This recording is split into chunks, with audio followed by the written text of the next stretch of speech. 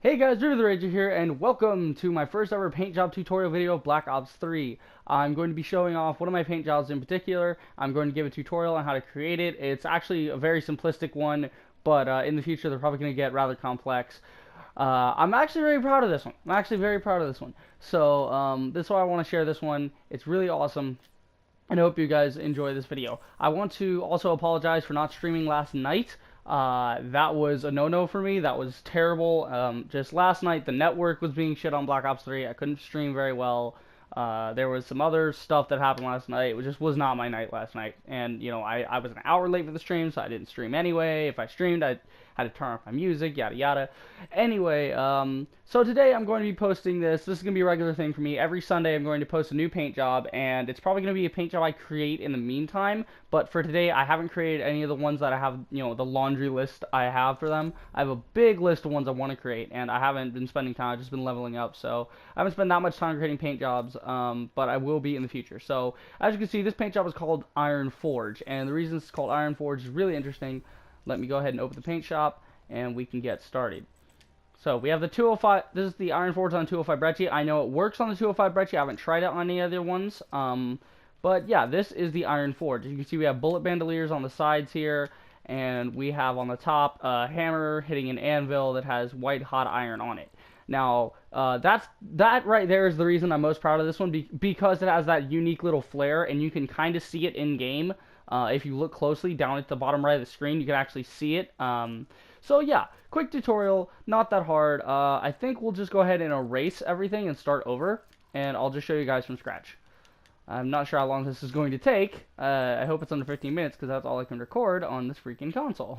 So we're going to start with a simple square, like all backgrounds. Basically, whenever you make a paint job, you're going to want to start with like a basic square and just color it to whatever background you want on the gun. Maybe play around with the colors because you might be looking for one design and then get inspiration for another while you're in the middle of making that design. So we're going to go to icons after that. As you can see, we're going to make it bright red. Let me go in depth with this just in case you guys don't know. So we're going to go 1, 2, 3, 4, 5, 6. We're basically going to go neon until you can't see those little, the little round bits there. Here, let me zoom in and maybe you guys can see that. Those little squares right there. Yeah, you don't want to be able to see those. So we're going to go to this one, and it's really neon, really red. I like that color. I like bright poppy colors, mainly because I'm pairing my designs with the Nuketown exclusive GameStop camo, and yeah, that camo is so beast. I love that camo.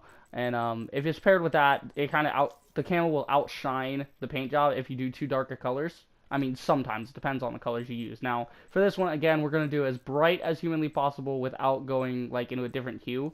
So, just go as bright as possible, and we're just going to stretch it up. We're just going to stretch it, stretch it, stretch it until it gets nice and big and prominent on the side of the gun.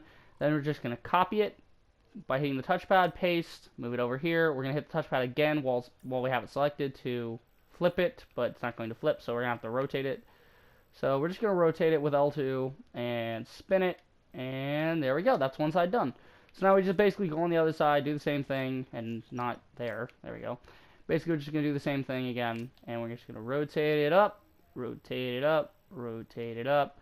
And boom, there you go. So that's the right side of the gun. The right side of the gun, on most of the guns, you can't really see.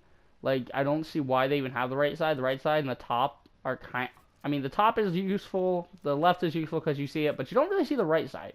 So, I mean, it's nice to do all around, though. It makes it so nice. So on the top, this is going to be a little more complicated. So we're going to start with the anvil. The anvil is going to be the flashlight shape in your tools icon. Wow, the tools tab. We're just going to rotate it to about here, stretch it out a bit to about there, I'd say. And then we're going to actually move it this way a little bit. There we go. And I know I keep clicking on the thing. I don't know why my fucking OCD just kicked in. So we're going to go all the way over to just straight black, top right of the color picker. And then we're going to go back to tools, I believe it's in. Yeah, tools. We're going to go all the way down to the moving up arrow. And it's the only arrow tool, so you won't really have too much of a problem finding this. So we're just going to put this right here. We're going to change the color to a gray. Just like a light gray, like that. I don't know why it's in shadow. Oh, that's weird. It's a weird effect that's going on. But we'll do that. We'll move it down a bit. And move this over a little bit. Yeah. And then we're going to take a half tube. That would be... Hold on, let me show again. in the third row on the right, the half tube, and we're just going to click R3 to be able to squash it and stretch it smaller. Basically, we want to get it like this. This is what we want to do here, and we want it underneath this because the hammer is hitting it.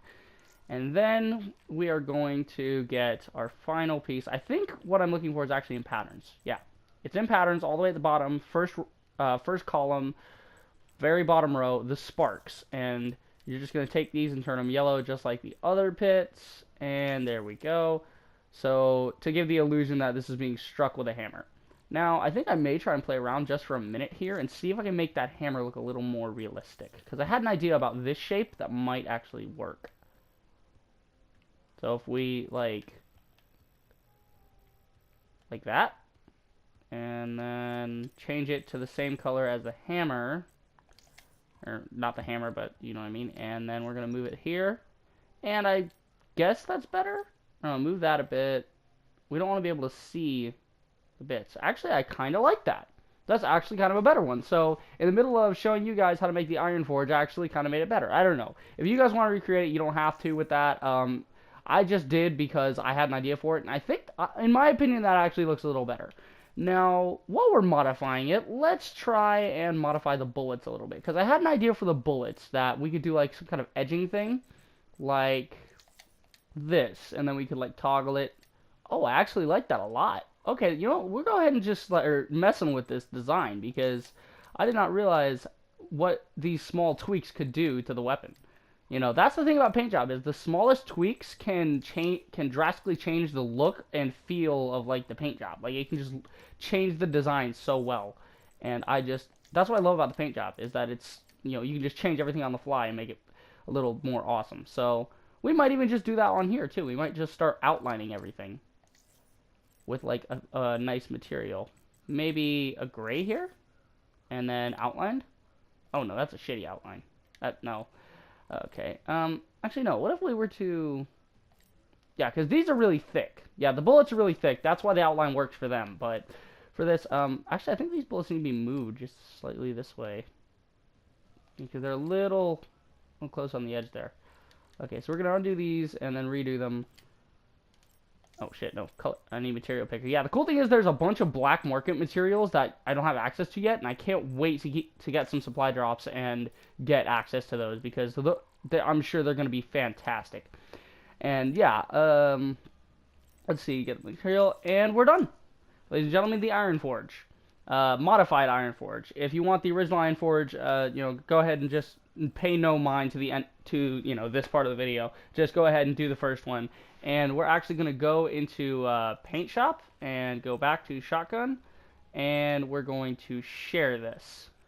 We should be able to publish it. Yep, here we go. Publish Paint Job. Publishing allows other players in the community to view, like, and even download your Paint Job. Now that I think is a little bit of a lie.